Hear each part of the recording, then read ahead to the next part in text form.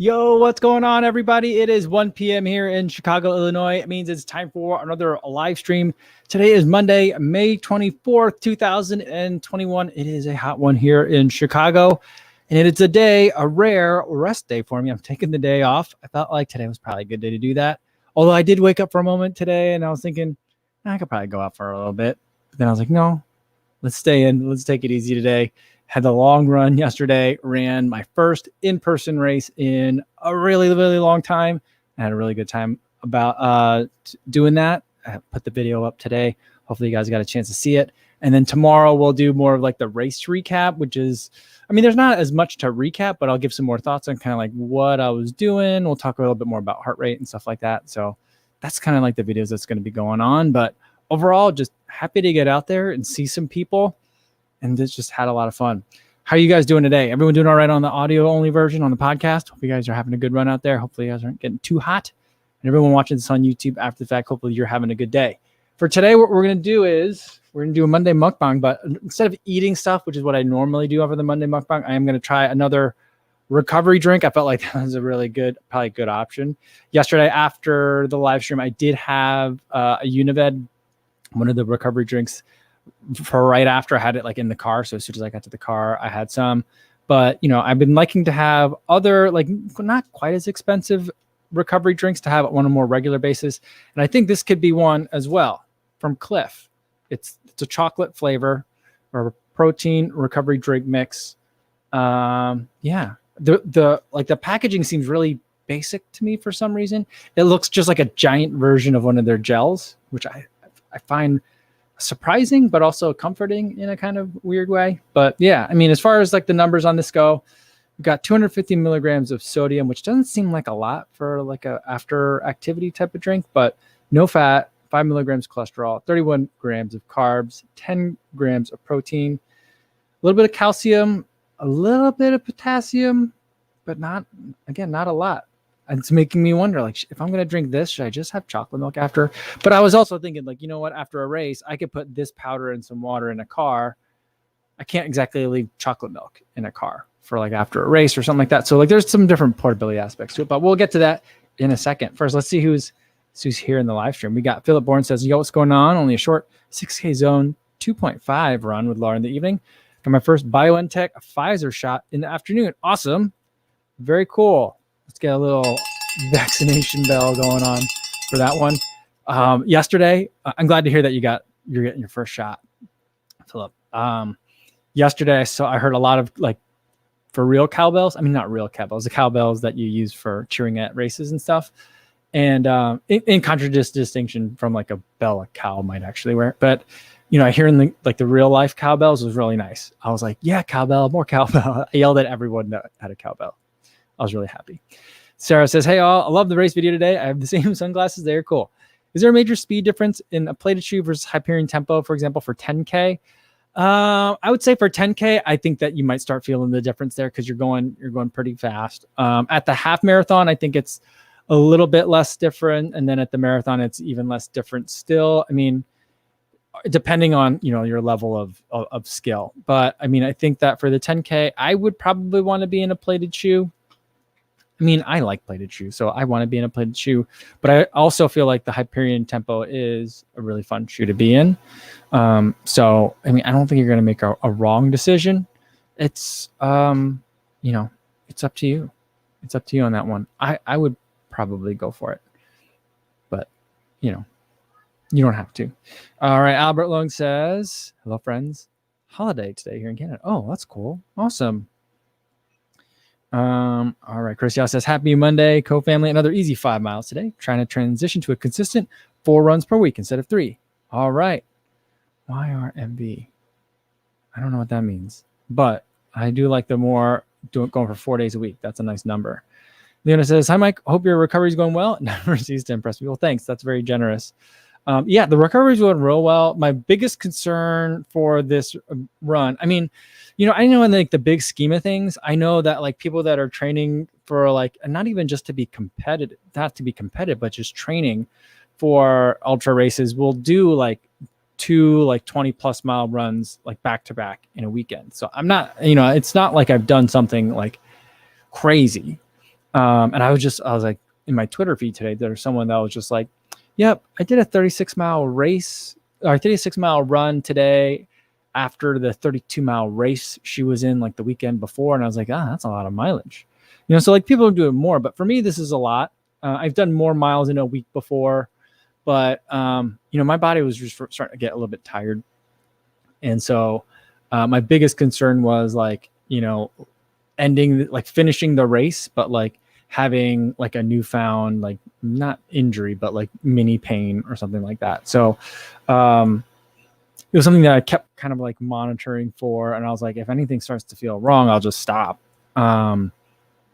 And I don't know, ask for a ride back to the finish line or the start line, but ended up feeling good other than being really hot, but like felt good and felt great today. Nothing's too crazy in terms of like, it feels like I ran a lot over the weekend, but nothing feels like it's hurt or maybe I'm getting around a little bit like gingerly, but I think systems are good, but like I'll really know tomorrow when I go for my first run after the marathon. So we'll see. Fingers crossed. I've been eating a lot of the the vegan collagen, like whatever, in like it's not collagen because it's vegan, but whatever those gummies are. I've been eating those, thinking like, that might help.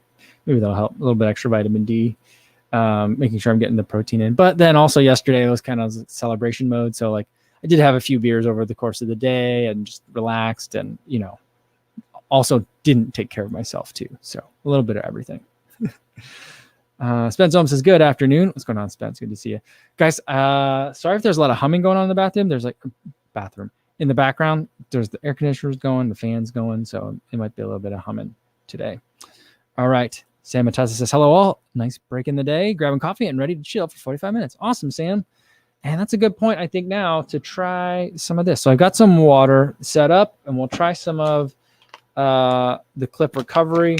I think the main thing about it is that you're getting some sugar and also the 10 grams of protein, which, is very much, to me, at least on paper, from the nutritional facts on the back of the package kind of thing, seems kind of like a lot like chocolate milk. Here's the weird thing about this. So I don't know who designs the scoops or what. I'm assuming there's like a regular size of scoops. I don't know why scoops are scoops and why it's not like, add 4 tablespoons or add a quarter cup, of the product, or, and in parentheses, it'll be like 1 scoop or 2 scoops. But this one is add 2.5 scoops to 8 ounces of liquid. Just like a really weird way to do it, right? You would think that like, there's gotta be a way to make that normal. Like make it 3 scoops to 12 ounces of liquid or whatever the math ends up being. But here I've dug out the scoop. It smells very chocolatey. It smells a lot like, it reminds me of the smell of the Tailwind product, even though that one was a coffee flavor. So I got 1 scoop in, spilling it a little bit. Sorry, 2 scoops in. This powder, there's like something in it. It makes it look almost like there's like sawdust in here a little bit. Something looks, maybe it's just the color of it. Maybe it's just salt crystals or something. And I think I did a half a scoop, but I also did more than 8 ounces in that jug of water. So I don't know. I feel like with this kind of stuff, things are approximate. It's not like I'm baking a cake. So we'll give it a quick stir and get it nice and mixed up. Let it get mixed up. All right, let's see what else you guys got here today. JC says, hey, what's up, everybody? What's going on, JC? If anyone's new here, welcome. If you have any running questions that you came for or just want to say hi, let us know where you're watching from. I'd love to hear from you guys if you're new. It's going to be pretty chill. What you've seen so far, that's the agenda for today. So we're all just kind of hanging out, checking in. Hope you guys had good weekends of running this weekend. I feel like the weather was real nice here. Although, what was interesting? It was hot from my run yesterday. And then in the evening, like rain came through and then the temperatures dropped by 15 degrees like instantly. And I felt like it was freezing outside. And we were in the car as a family. And when we like left the house, it was hot, like summertime hot. And then we came back, we were all shivering cold because like the temperature had changed so quickly. Pretty crazy. All right. This color is nice and dark for like a chocolate drink. I like it, but cheers to you guys. Happy Monday Mukbang.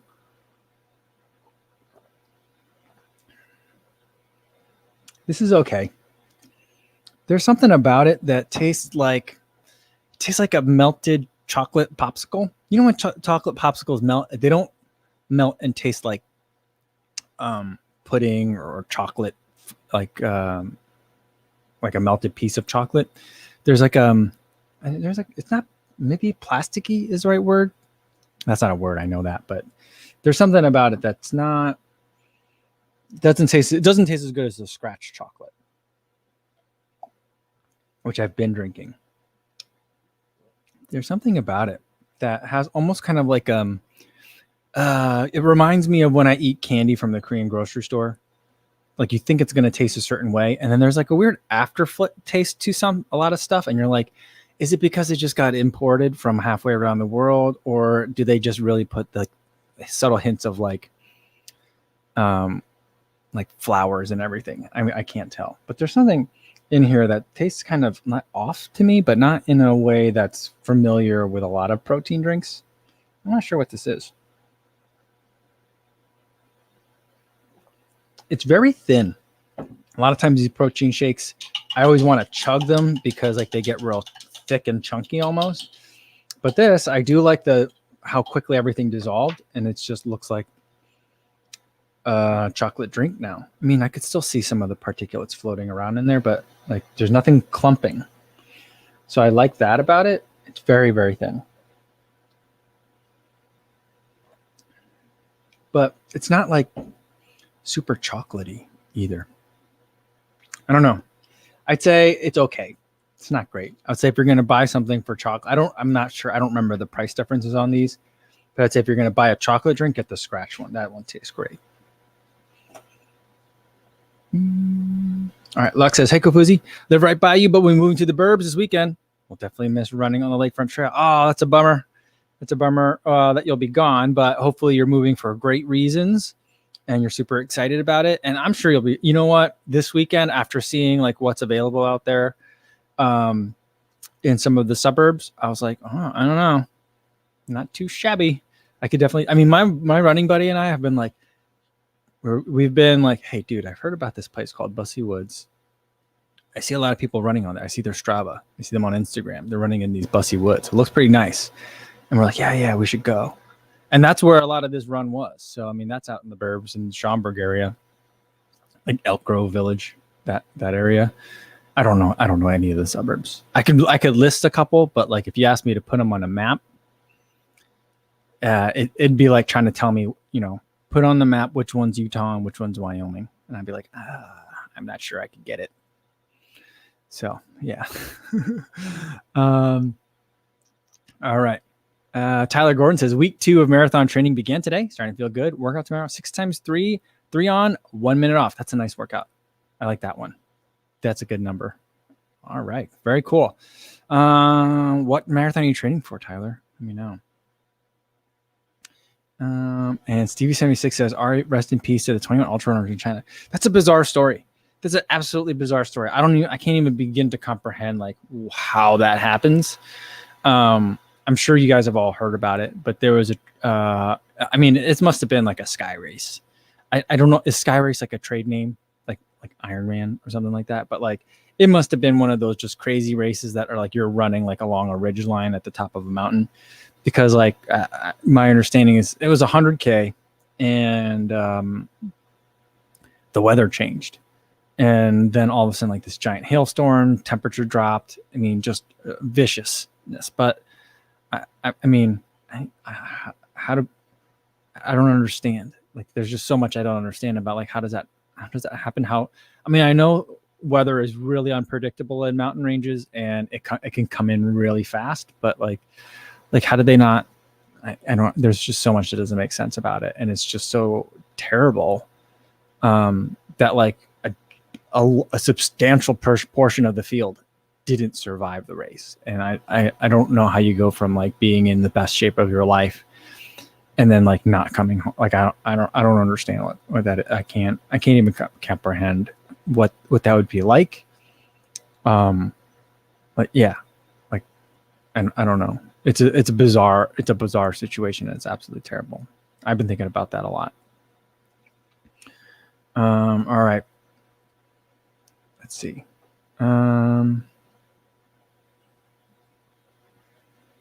What else we got here today? Let's scroll down a little bit. Preeti Gupta wants to know what's my marathon PR. My marathon PR is, I think, 3:01:53, something like that. I ran a tunnel marathon. It was nice, gravity assisted, 2,000 feet of downhill. A lot of fun. So I'd say more likely. I mean, who knows where I'm at right now? I think if I were to hop to a line, like not today, because I ran a marathon yesterday, but I think that my level of fitness is probably somewhere around like 308 fitness right now. But, we'll see where we can get that by the end of the year. But the more I run this year, the less I'm concerned about time. I'm just going to run a bunch of races and hang out with a bunch of people and go and watch races and, do all that stuff. So like, I'm going to do lots of stuff that looks really dumb on a training plan, like running a marathon 2 weeks before a 50K race. And I'm just going to do it just because I want to do it and have fun. So I'm going to have fun. And if that means a lot of races, I'm kind of just like jogging in. That's cool. It's totally cool because I want to go to the races. I want to do stuff. So that's where I'm at with it. All right. Looks like we got Martha in here. We got Shannon in here. Awesome. Good to see you guys. All right. Namaste says, the trails that go from Skokie to the Botanical Gardens, Skokie Lagoons is good. I used to bike those trails all the time, or running the streets area around Gilson Park and Wilmette. I'm not familiar with that. I don't think I'm on it. I'm not sure. Like my running buddy took me by his house last weekend. I ran 10 miles before the marathon. The day before the marathon. So not exactly a tapered event, but we went 10 miles in some of the trails behind him. He lives near the end of the North Branch extension. So like there was this area called the North Branch Trail and they extended that a little bit further and he lives near that area. And so we were kind of in that area and he took me on a couple of offshoots on an old rail line area. There's no more rails, but like the line is still there. So that was kind of fun. So I was in that area. It was kind of sketchy too, but it was fun. It was fun because I had a buddy to guide me through it. If I was out there by myself, I think I would have been a little bit nervous. And I do think we made a couple of other runners who were out there by themselves a little bit nervous because there was two dudes, one of whom had a big stick. We were running after them. But I think that there's a lot that I've been running in Chicago for how long now? And there's just still so much that I haven't really touched. So there's plenty more to see. And hopefully I can figure some of that out. Tyler Gordon. Oh, okay, so his marathon is the Southampton September on the Southampton Marathon is September 5th. And he's buzzing to do in-person racing. Very cool. Very cool, Tyler. Awesome. That's a good amount of time. That's going to be a long training plan if you're starting in week 2 already. Although, it's going to be here before you know it as well. I feel like this is going to be one of the fastest summers we've ever seen because we're just all going to be having so much fun. Shannon says that she's sitting across from Martha in Luis Becerra's neck of the woods. Awesome. Very, very cool. That's so awesome that you guys are hanging out with that. I'm jealous. I want to be there and hanging out too. Frank says China is evidently the country where ultras are the biggest thing. Yeah, I think that I'm not that familiar with kind of the ultra scene clearly because I've never done one before, but that'll change. Not that I don't think the Crater Trail 50 is going to be necessarily super. I think it will and it won't be super representative, kind of like the trail ultra running scene. I think it'll be really representative, kind of like where trail running has come from in terms of it just being like a grassroots thing where a couple of people who are really enthusiastic about the trails near their house put on an event and lots of other people come and check it out. So in that sense, I think it'll be really representative. So I think it'll be pretty cool. But I also get the sense that I don't think it's going to be long before we start seeing a lot of really dominant Chinese and Asian ultra athletes. And it's something I was thinking about the other day as I was coming back from a run. I don't remember why I was thinking about it. But I was thinking about like maybe I was thinking about the ultra race and the terrible news. But I don't I anticipate that this is an area where Asians will be pretty good, because think about what are the sports that Asian people are good at. We're good at stuff that like natural talent matters, but like just being really stubborn and practicing, and where technique is really important. That's what things that we're good at. So archery, badminton, ping pong, golf, tennis, things where it's not about like brute force strength, but technique and practice. That's what things that we're good at. And I feel like ultra running has a lot of those things built into it. So I think that, it's one of the, someone else was saying something else too. I forget what I was listening to on a podcast. Someone was like, when running gets big in India, things are going to change really fast, just because there's so many people there. And so the potential like talent pool to pull from will look very different. So I just think that, it makes sense to me that ultra running is very popular in China. And I think it's going to spread throughout Asia in terms of popularity. And I'm excited to see how that changes things. I think it'll be weird when you see like if an Asian person ever wins like Western states. Now that'll be a weird day. But I mean, what's her name? Yao Wang. She always places pretty high when she competes. So I mean, we're already seeing it. I don't know if I said her last name correctly. I'm not sure. But yeah.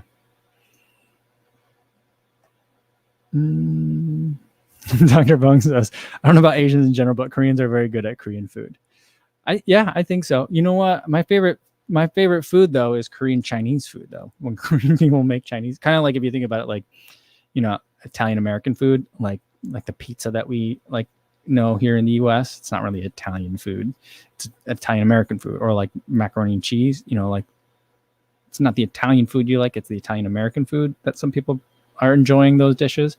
Like I like Korean Chinese food. I also like Chinese food and Korean food too, but my favorites, kind of like my comfort foods, are Korean Chinese food, I guess. Rain Runner, Yu Wang. I don't know if I'm saying her name correctly, but she's always pretty performs well, right? Last couple of years she's done well in Western states, I think. So, yeah. Pretty Gupta wants to know your VO2 max. Do you know about Nick Bear? He also has a YouTube channel. I'm familiar with Nick Bear. I like his channel a lot. I think that he pisses some people off, but I like it. I don't know. I think it's always very well produced. But I don't know what my VO2 max is. I've never had it tested before. I mean, my watch can tell me, I think, but I don't know what it's telling me it is. Pia Johnson says, hey, Kafuzi, I got the Clifton 7. I was looking for a faster shoe for tempo and fartlek. I can get the New Balance Tempo for $50. Do you think it could do the job? I mean, yes, but I wasn't a huge fan of the New Balance Tempo. It felt a little bit heavy and dense. Like, I know some midsoles are firm, and we like that about them. Like, for example, like the Flow Velocity from Under Armour, the Beacon 3, the Puma Liberate. Like, those are all firm midsoles, and they help you go fast, even to an extent like the Hyperion Tempo. But the New Balance Tempo, I ran in that shoe a handful of times, and afterwards I was like, I just don't love this shoe. And it seemed heavy for what it was supposed to be doing. So I don't think it's a great choice. I would look, if you have the Clifton 7 and you like the Clifton 7 and you want a faster shoe, look at the Rincon. That could be the shoe that you're looking for. Otherwise, I would look at the Hyperion Tempo or maybe the Boston 9. I saw yesterday at the race, there was a younger couple running the half, and they run the half and the full marathon shared a lot of the same course. And I think the girl of the couple was wearing some Boston 8s, and I think he was wearing Brooks. There was a lot of Brooks I saw at the race yesterday, but I just noticed her Boston 8s because I remember like there's just giant 3 stripes that were on like the toe box on that one. And they finished, it looked like they finished like a lot ahead of me, but I don't think they finished that much further ahead of me. But then as we were coming through the finish of the race yesterday, it was pretty much like a Harry grab one of everything and then kind of leave, please, because they didn't want everyone congregating at the end and making too much of a crowd. And one of the finish line items was like a cheeseburger from Wendy's, the fast food chain, if those of you aren't familiar. So it's kind of like a McDonald's cheeseburger at the end, and like a fruit cup. And so, but like I remember, I didn't feel like eating fruit, but they had ice pops, which were real nice. So I had an ice pop, and I chugged like an ice cold bottle of water, and I'm walking through, about to leave, and I see the couple like walk past me again, and they both have like, they're just like, they took the cheeseburgers. Each of them were just eating the cheeseburgers as if they were like little 2-bite muffins or something. It was super funny just to see that. I'm like, man, that's a power couple right there. They're like hammering it home for the half marathon and then chowing down on the cheeseburgers afterwards. I was like, that's fun. That's super cute. And they were a young couple. I thought it was really cute.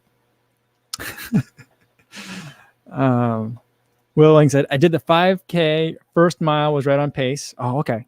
Will had a 5K that he was telling us about. First mile was right on pace. Kept telling myself to relax, be economical and efficient. Ended up being a tempo run and not a race at 5K pace.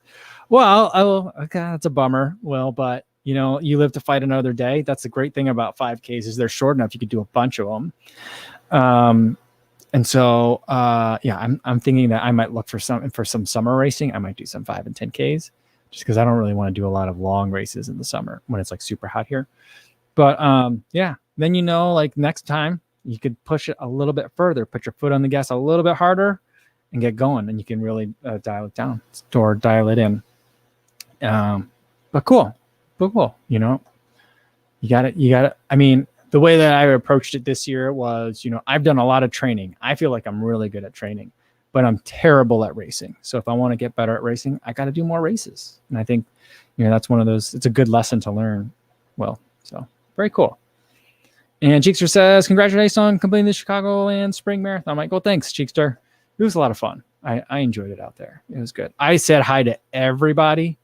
And, you know, it was kind of like an out and back course.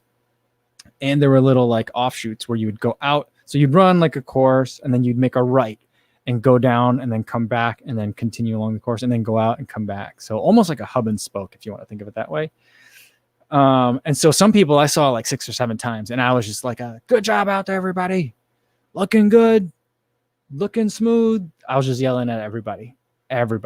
So I think people were just laughing at me by the end. But yeah, but I had a lot of fun. Dr. Funk 1216 says Korean Chinese food is like Tex-Mex. Is it? I'm not sure. I just like jjajangmyeon. That's like my favorite food. Jjajangmyeon and 탕수육. So they're just delicious. I don't eat 탕수육 anymore. Sweet and sour chicken or sweet and sour beef. But yeah, delicious. You know, and it took me, I didn't realize it until like I was an adult, like after college, that those were basically like considered like in terms of like what adults look at those foods as like, you know, like macaroni and cheese and like spaghetti and meatballs. And so like, you know, I would come home and my parents would be like, where do you want to go to eat? We'll take you somewhere nice. And I'd be like, let's go to the place that they have these bowls that have like half and half. You can get like half a bowl of jjajangmyeon and then like half a serving of 탕수육. I'm like, let me get some of that half and half, you know? And they're like, that's where you want to go? I'm like, yes. They're like, okay. But that'd be like someone coming back and saying like, you know, my favorite restaurant is like Sizzler, which is a fantastic restaurant, by the way. But, you know, not a lot of people say that's their favorite restaurant. Raynar says Indian Chinese food is very good. I'm intrigued, and I definitely want to try that. That sounds fascinating. Jeff Elliott says, I remember listening to someone talking about a weather event that turned into a huge emergency during a European mountain ultra. People having to shelter in little cabins and being rescued by helicopter. Yeah, I mean, I suppose it can happen. And I guess I just don't understand mountain weather, you know, but I feel like the people that are putting on mountain ultras understand mountain weather, you know, but I mean, I'm not saying like the people that it happened to in China like didn't know what they were doing. I think it's a testament to how unpredictable things can be, but it's also just so much has to go wrong, but that's how, you know, big catastrophes happen. Lots of little things go wrong and it just magnifies. But yeah, I mean, I mean, I've not heard of it. I'm not that familiar with trail running though, but so it's not surprised that I haven't heard of it. But that's bizarre. It's really that's hard. It's just it's a testament to like the randomness of the universe, the merciless randomness of the universe. All right. Recycle Wednesday is like, I wonder what the best version of that is. A country doing another culture's food. I don't know. My guess that the I don't know. I don't know. Like, I would say that it's probably some version of like Latinx and Asian food, right? So like something in like, I mean, basically like Filipino food, right? Probably is like the best. I mean, I don't, depending on, I don't know what like, I'm not like extremely well versed in Filipino food, but like I feel like a lot of those kind of like spice profiles I think go well together and can translate over really nicely. So that would probably be my vote. Because like, I mean, like what do you consider like a banh mi sandwich? I know that's not Filipino, but like I mean, you've got like Vietnamese ingredients in like a baguette, right? Is that like Asian French fusion kind of thing? But it's not like it's not Asian. It's not like the Vietnamese version of something that you would eat in France though either. So fusion isn't the right answer. That's not like, that's similar but not the right thing. It's a good question. It's a good question. I don't know.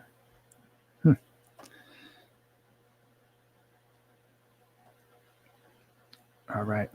Looks like Ed Bud's in here. What's going on, Ed? How are you? Robert's in here, says, what up, Kofuzi? Question. I tried over a couple of carbon plated racers over the weekend and found out the Carbon X2 and the Endorphin Pro are wide foot friendly. Any shoe recommendations for a 5K or 10K? I prefer the Endorphin Pro over the Carbon X2 in a lot of situations, especially for the 5K and 10K. I would pick the Endorphin Pro.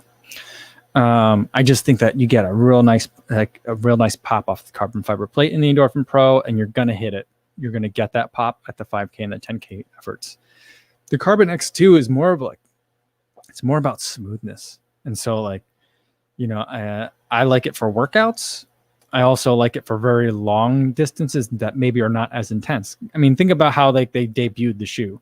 They debuted the shoe as part of a 100K record attempt. You know, so like that's kind of, I mean, keep in mind though, that record attempt, Walmsley's running at 6 minutes per mile pace. So, I mean, it's like, you know, again, it's not always about what the speed at which the shoe is great. It's kind of like the relative effort for people, but at least that's how I view the shoes.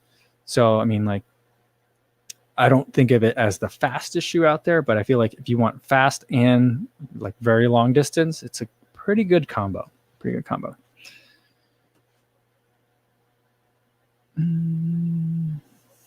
Tyler Gordon says, "You're gonna run in the Hoka 10.9 at the 50K." I'm gonna test it out this week, maybe this week or next week. I have a feeling though, I'm just gonna put it on and I'm gonna be like, I don't know what I'm supposed to do with this. Like I mean, I don't have terrain around here where I think that I can appropriately test it. That's the thing. I gotta find like a super tall hill, and I don't really have a long extended tall hill that I can run on. I think that would really benefit the 10.9. I don't know, but I kind of forgot that I have those. But we're gonna have to check them out.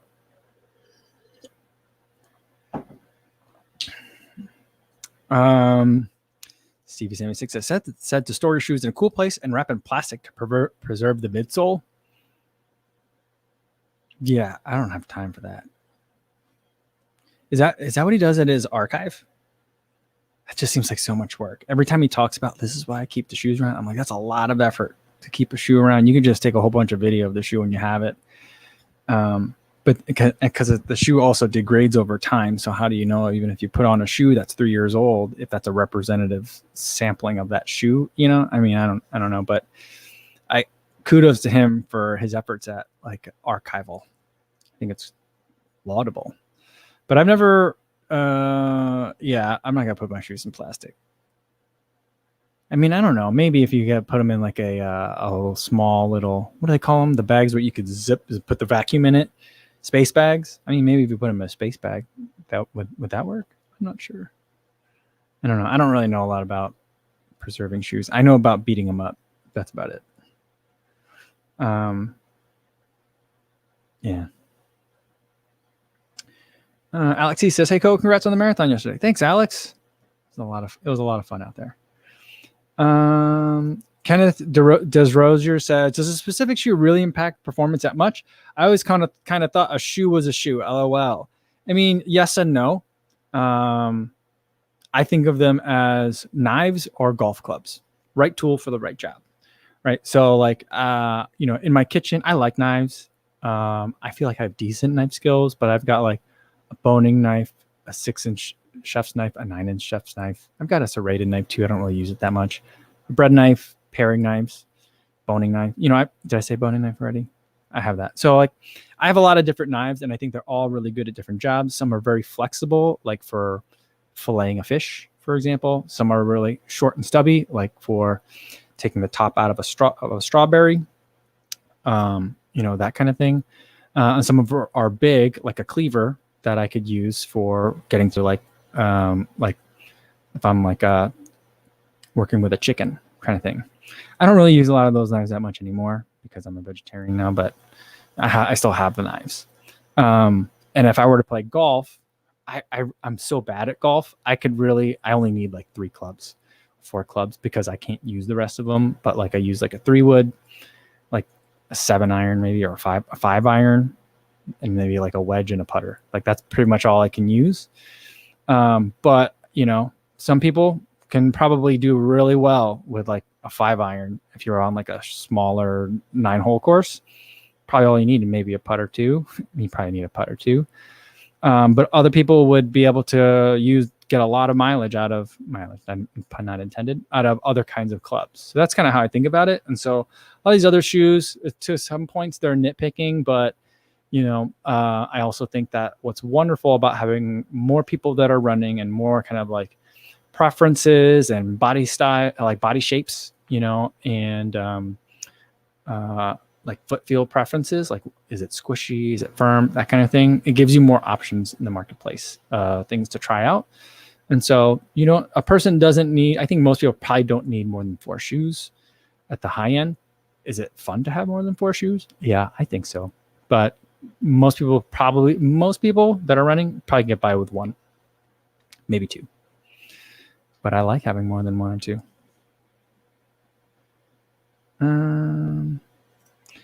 Pivar Tensor says, "Hey, Kufuzi, what would you advise as a substitution for the Nike Turbo 2 between Nikes?" Probably the Peg 37, maybe the Peg 38. That reminds me, I got to order another Peg 38. But yeah, so that's pretty much where you're at. There aren't a lot of substitutions for it. That's why I think it's so weird that they got rid of it. The other shoe that I think is out there that, I mean, like to an extent, like maybe the Odyssey React Flyknit 2, but they don't make that shoe anymore either. So it's like, I think it's just a gaping hole in the lineup that I feel like they got to be bringing something back in that space. But I also feel like the Peg 38 is nudging in that direction, and they're trying to achieve what I feel like they're trying to achieve with that shoe is using Zoom Air and React to achieve what React and ZoomX was able to do. So that's the hard part about it. There isn't really a replacement yet. I have no idea why they got rid of that shoe. It's not because something else came to replace it. So, yeah.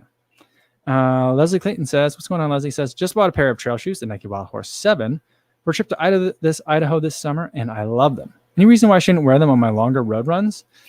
I ran in the Wild Horse 5, I think, so I'm a little bit out of date on the Wild Horse line. But if you think that they're comfortable for road runs, there's nothing wrong with that. It just might wear out the outsoles on them a little bit faster. So you might lose some of like that trail usability from them a little bit faster because like the rubber is probably, and if I remember from the 5, a little bit more geared towards like the kind of impacts it would take on a trail rather than the impact it would take on like asphalt. And so like a shoe that I think is designed for more use on asphalt, the rubber compound tends to be a little bit more durable. Whereas I feel like if it's for trail, they can play around with it and it doesn't necessarily need to be as durable because it's not hitting such a hard in the summertime as hot of a substance. And so like I think that there can be some like it might wear out a little bit faster than usual, but I don't think that it's going to be a giant deal. A lot of times for me, the reason why I don't wear a trail shoe on the road is because it just feels like I'm running on soccer cleats. It just feels like too like tall, and it feels like kind of like uncomfortable for me to run on it because those things are meant to like dig in and like sink into ground and then give you traction as you're pushing forward. And then if there's nothing to sink into, it's just kind of like, it's like, you know, crashing and it's just a hard impact. So that's the main reason you wouldn't want to. But my favorite trail shoes are the ones that everyone else thinks are good, like road and trail shoes. So that's just my preference. I like the trail shoes that you could do both. Like the Pegasus Trail, for example, I can do both on those. And I love it. It's one of my favorite road shoes, but also one of my favorite trail shoes as well. So I think that like, if it's good for you, do it. There's nothing wrong with it, I think. All right. That was a good question. Jeff Elliott says, I don't like running on roads and trail shoes because they tend to be louder. Well, that's true too. They could be a little bit more like kind of clacky, but I think it's the same idea, like because they're not sinking in. They're just like, it's like the kind of the cleats effect. But I don't think it's damaging the shoe necessarily. Maybe it wears a little bit more, but I really don't think it's a huge idea. Martha says, golf has come up. So I have to remind everyone about the fake golf club that's hollow on Shark Tank for guys to pee in on the course. That's so funny. So maybe I do need like more. Maybe I need to make room in the golf bag for one more club, Martha, so I can pee in it. You know, what's funny about somewhat related to that is I was thinking yesterday, since I wasn't really caring about a marathon time, and I was just going out there for a nice long run. I was like, oh, this will be great. This will be like a long run where there's a bathroom everywhere I go. Like I was like, this is gonna be great. I'm gonna go to the bathroom like 2 or 3 times just because I'll be able to. And you know what happened? I didn't need to go to the bathroom a single time this entire race. But I was like, there's gonna be aid stations, there's gonna be porta potties, you know, there's gonna be so much stuff, and I'll be able to just poop whenever I need to or pee whenever I need to, and it'll be no problem. And I didn't have to go at all the entire time. So it's one of those things, I guess. Stevie76 says a 3 midsole burger would be Zumac, Reacting, Cushlan. Do you think that I don't even how would that even work? What order would you put those things? Would you put the Zumex in the middle or the Zumex goes on the top? I don't even know. That'd be a weird burger. Runner Joy says, I wear the Catamounts on the road, but only if I need to get to the trails or if I'm on snow. The lugs aren't much, so it doesn't feel uncomfortable, but would rather run roads on road shoes. Yeah, the Catamount is one where I feel like those lugs feel great in like grass. But like if they're on the road, yeah, it sends like a little bit of a, it feels like they're sending up a lot of impact up through the foot. Generally says maybe they should make fake trekking poles to pee in. But here's the thing. Like, I guess, I mean, here's where where like the Shark Tank product like just gets weird. Cause like, okay, great. So you found a place to pee, you peeing right in, I guess you're just standing by your golf bag. It's a little bit discreet. It kind of just looks like you're standing by your golf bag. You could do that. But then when you're done, your golf bag is carrying like, I don't know what the volume of a person's pee is, but like, I'm assuming you have that thing because you drink a lot of beers and maybe your prostate's enlarged. So you can't hold it very long anyway. So it's like, but then either way, you're carrying around a whole bunch of pee. So if they made fake trekking poles for you to carry around pee, like that's just a lot of pee. You know what I would want though? If they were to make that a product, if someone's going to make fake trekking poles that you pee in, it needs a release valve, kind of like a spit valve, like on a brass instrument, but like maybe there's like a trigger on the top. So like as you're running, you could slowly let it out. And like maybe you hit the trigger and on the bottom, like a little like thing like opens up to let the pee out. Cause then I don't want to carry it. I don't want to carry that. That's extra weight. I don't want to carry that for the rest of my race. And if it's a trekking pole, Like, that's probably a long race. We spent way too much time thinking about this. Yeah, Terry says, Mike, we're just waiting until your prostate packs up. Not peeing stops being an option. Yeah, I know. Well, I mean, good news is, just went to the doctor the other day. Everything seems a-okay so far. So, yeah, that was my first time having that checked. So, but I'm good. But yeah, I know. I joke about it, but some people gotta go. But yeah, but I mean, is the fake golf club the answer to that? Runner J says, a week ago, I caught a runner pooping just off the trail. I felt so bad for them, but they didn't do a good job walking off the trail. I was just listening to Allie on the Run podcast this morning while I was walking the dog, and she did a Q&A episode, and she was talking about how like one of her big one of the reasons why she got the Peloton tread was because like she's had Crohn's disease her entire life. So it's something she's been dealing with for decades, as she puts it. And she's just like, the last thing I need is for like someone to see me like going off into the woods and like pooping in the woods and then ending up on the town Facebook page. And then she's like, and from there, it's just going to go viral. So yeah, it's a thing. It's something everyone encounters at some point. But yeah, I would feel bad for someone too. Like if I saw someone doing that, I would just totally be like, I don't see you, whatever, and I would go by, I wouldn't make a point of it. I mean, if anything, I would just been like, I've been there. I know, man. I know. That's kind of how I would be about it, I think. Right. Yeah, this live stream definitely took a turn. Mika Kataya says, I ran Speed Goat GTXs the whole winter though. A lot of it on cleared roads, probably over 600K, and the outsole is still fine. Midsole started to bottom out though. I was just looking at the Speed Goat GTX. That black version looks amazing. See, sometimes Hoka can make a really nice black shoe, but a lot of times they do mess it up. No one messes up a black shoe like Saucony, I'll say, but like Hoka's probably close.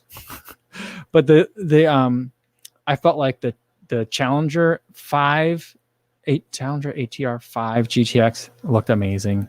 That shoe just was too stiff for me. And that's why I feel like basically I don't know, like I think a lot of the Hoka trail shoes are just going to be too stiff for me if I didn't like the Challenger. Because people will describe that shoe as like, it's like the Clifton, but for trails. And I'm like, I didn't think that at all. I felt like it was like running in a ski boot a lot of times. But that Speed Goat looks nice. And I'm like, oh, it's pretty. Maybe I should run in that one. But I just feel like I'm going to put it on and be like, yeah, nope. Kind of like my experience with the Sense Ride 3. A very good looking shoe. I thought I'd really enjoy it. Just felt heavy and really dense. And I just didn't love it. Didn't love it. I have a hard time finding trail shoes that I like. But I also just don't think I like trail shoes. I think I like the crossover trail shoes. That's my preference. Alexi says, carry an extra bladder for pee. Just make sure you know which one you're drinking out of. That's a lot of effort. For pee, yeah, I'm not making that much of an effort for pee, I guess. I think it makes very unique sense on a golf course because, it's very manicured. They're taking care of the grass very specifically, I guess. I'm not sure. But I mean, it's like if you're on a golf cart, I don't know what the protocol is. But I don't know. But I'm not carrying my pee on a trail run. No.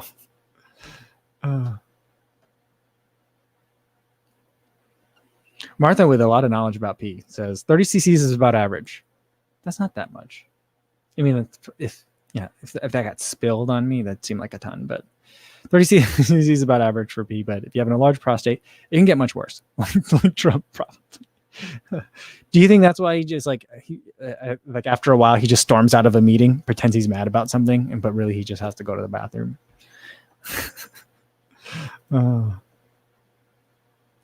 I don't even want to think about that.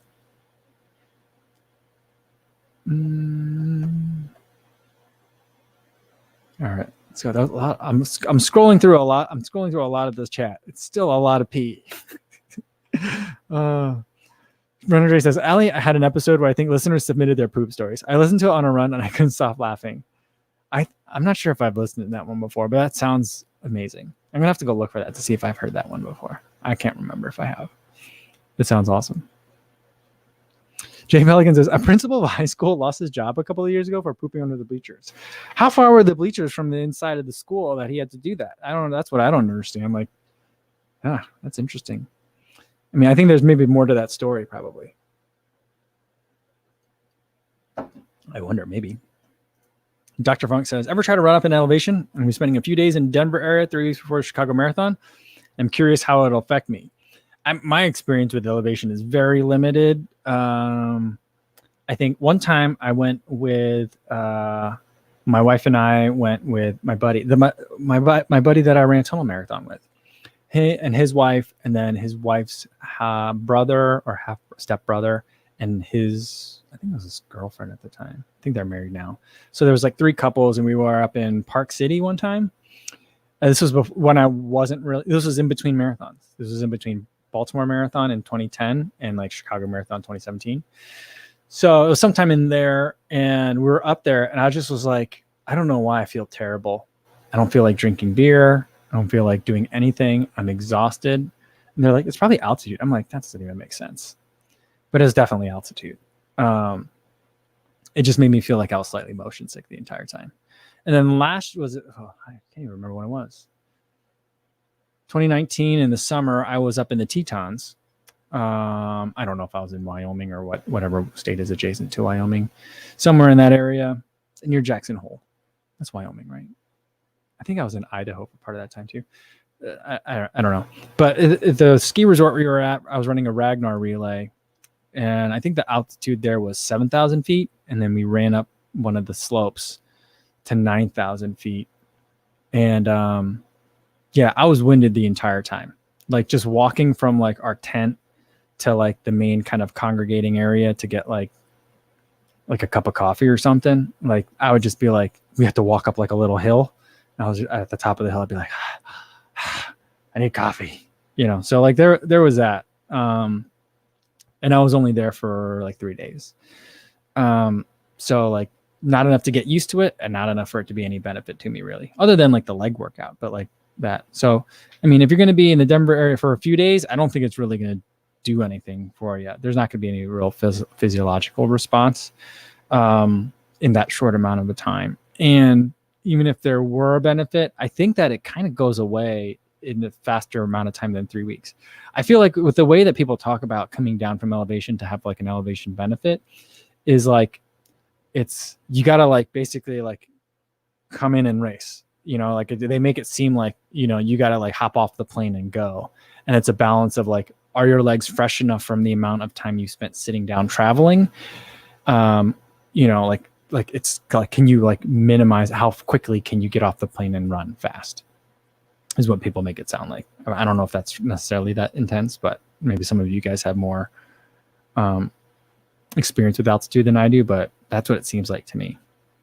And then some people don't like or don't respond well. I mean, that's what Gwen Jorgensen's been saying, that she's always had a hard time figuring out like what's the timing that works well to perform at a high level after being at altitude camp. And she's tried everything from like, flying like the night before to like coming a week ahead of time to reacclimate or whatever.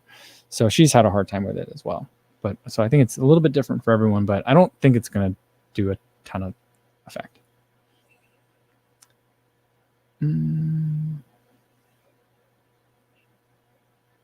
Let's see.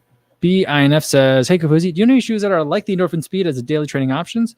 Not a fan of firm shoes for daily and long runs. I mean, if you like the Endorphin Speed as a daily trainer, people use it as a daily trainer, and it certainly works. I think that's definitely one that you can use. I'm trying to think of what else would be like the closest to the Endorphin Speed. I might actually look at the Mach 4 for that right now. That could be one that I would look at. So give that a shot. All right. Sam Stevens wants to know Peg 38 or Invincibles. I don't know. I'm still on the fence about the Peg 38. I like the Invincibles a lot. but they're a weird quirky shoe. So for right now, until I can test like another, I think I need to test another pair of Peg 38s. I think there's something wrong with mine, or there may be something wrong with mine. So I have to take a look at that. So for the meantime, the answer for today is Invincibles, but it could change.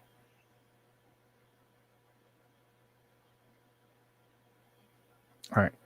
T4 Pecco says, or Tepeco, I'm not sure how to say that. It says, breath technique when running. Do you breathe in with your nose and breathe out using your mouth, or do you breathe in 2 times and breathe out 2 times?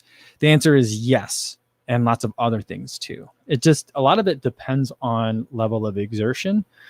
And so the level of exertion is going to change a lot of that stuff.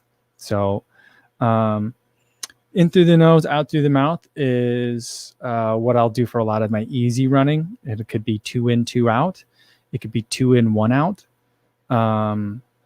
You know, in through the mouth and out through the mouth is usually only for more intense running. So it just depends on like, what are you doing? Trying to think of like what I can equate that to, but yeah, it just, there's no one answer for it. Andy, I remember, I don't know if he still breathes like this, but I remember at one point, Andy, FOD runner, was making a video and he was saying for his easy runs he goes 4 in and 4 out, and I tried doing that like after I saw that, and I was just like hyperventilating. I was like, there's not enough air. I was just like gasping because I'm like 4 in and 4 out, man. And he may just, I mean, he's much bigger than I am, so maybe he just has giant lungs compared to mine, so he could do that. I don't know if he still does that or not, but you know, everyone's gonna have like what works well for them. And then there's a whole like there's like a subgenre or thought, like school of thought, I guess, that says it just should all be through the nose, and you shouldn't be mouth breathing at all.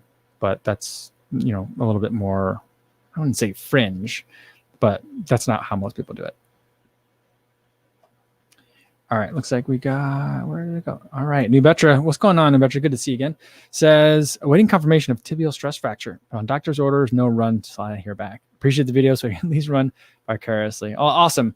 I'm glad that you can at least get that out of the videos. But a real bummer that you're not going to be running for a while. But definitely good advice to, like, you. I mean, you know, if they've already done the imaging, you might as well wait until you hear for sure, because if it is a fracture, running on it's going to make it so much worse. So hopefully, whatever it is, you know, this is kind of the thing that I've been, you know, thinking about a lot lately, because just a lot of people seem to be dealing with injuries, is, you know, whatever, you know, the test is that you're going through, hopefully that test will give you at least some answers and clarity, because then once you have an answer, then you can move forward from it. And so, like, I think for a lot of people, the worst thing is to have like a, I don't know, the test was inconclusive, we'll have to do more tests. In the meantime, maybe run on it a little bit, or maybe don't, you know. So hopefully either way that you just get some clarity from that, Nubetra.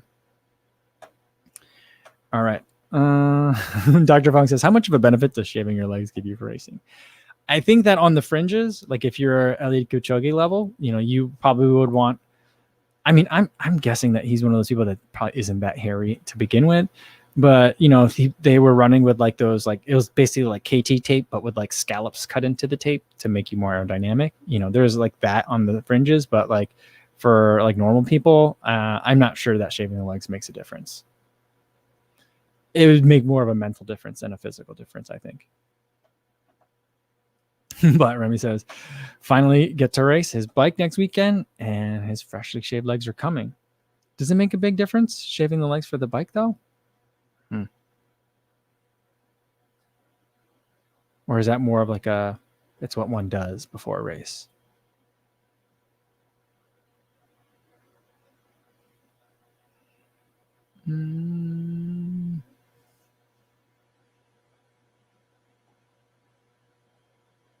All right, Eric Bensky says, if you set a PR with the chip time you know to be short of the distance based on Garmin, do you still count it as a PR? I would still count it as a PR if it was a certified course. So like if it was like, you know, if I was running a marathon and if it was USATF certified and both before and after the race, they certified it as like a marathon distance. And for whatever reason, my watch gave me 25.9. I would go with the 26.2 because that was an official measurement. Now there's certain races like the Milwaukee Marathon where like it was USATF certified. People sign, and same thing, I guess, with like Woodlands Marathon happened recently too. But then something happened in the running of that event where it ended up being short, you know? So like in that situation, you know, when it's known that it's short and like the race announcers tell you it's short, you know, then I wouldn't count that. You know, just because my watch was different than what the official race distance was, as long as like, because sometimes like around here in Chicago, there'll be like a color run or another fun run where like you might get a bib, but not a chip, you know, and they'll say it's like a 5K.